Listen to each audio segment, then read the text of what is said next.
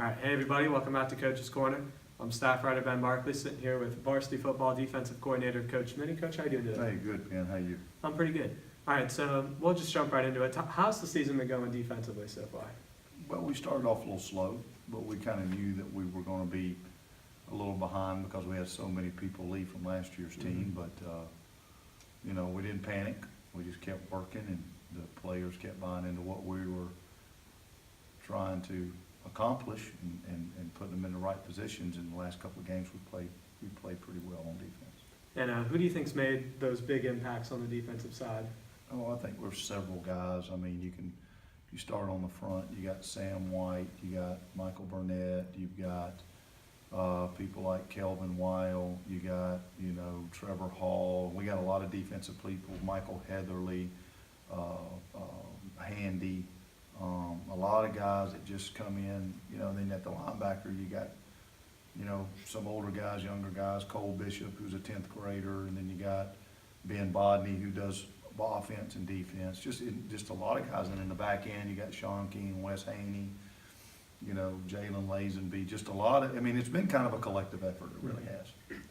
So I'm going to go back a little bit. Take the first couple games of the season, bad losses, Chapel Hill, Sandy Creek.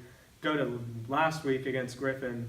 We destroyed first region game. What was the difference in those games defensively? Just mental approach. I think in the Chapel Hill and Sandy Creek game, the Chapel Hill game actually in the first half, we played pretty well.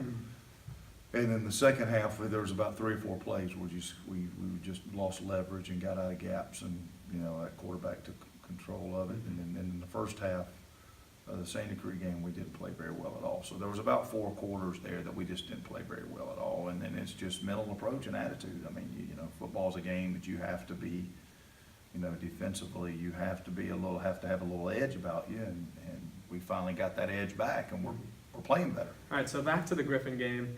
Big 38-6 victory. Tell me about the defense in that game.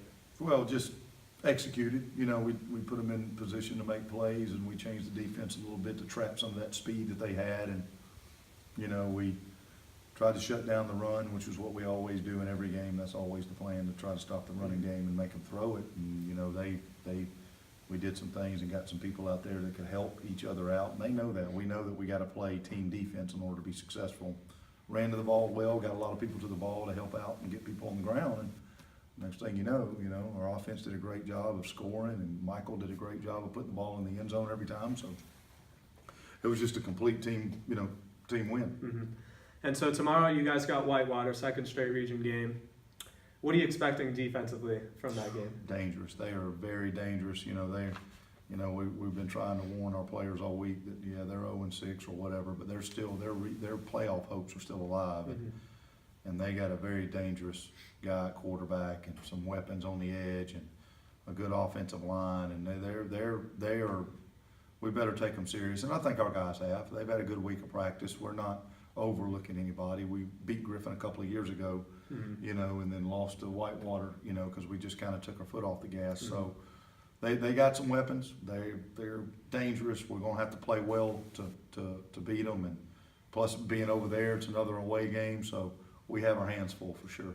And what are you seeing in the region? Are you guys thinking 3 straight region championships are in reach? There's been a lot of talk of that, but you can't win 3 straight till you win the next game. So, you better win the next game. You better focus on what you're supposed to be focusing on. If not, you'll overlook where you're at, and then next thing you know, you're fighting again. So our guys I think they know that. We never know with 15 to 18-year-olds how they're going to go out there and play. Yeah. So, it'd be nice to have 3 in a row, but we got a long way to go. All right, well, thank you, Coach. All right.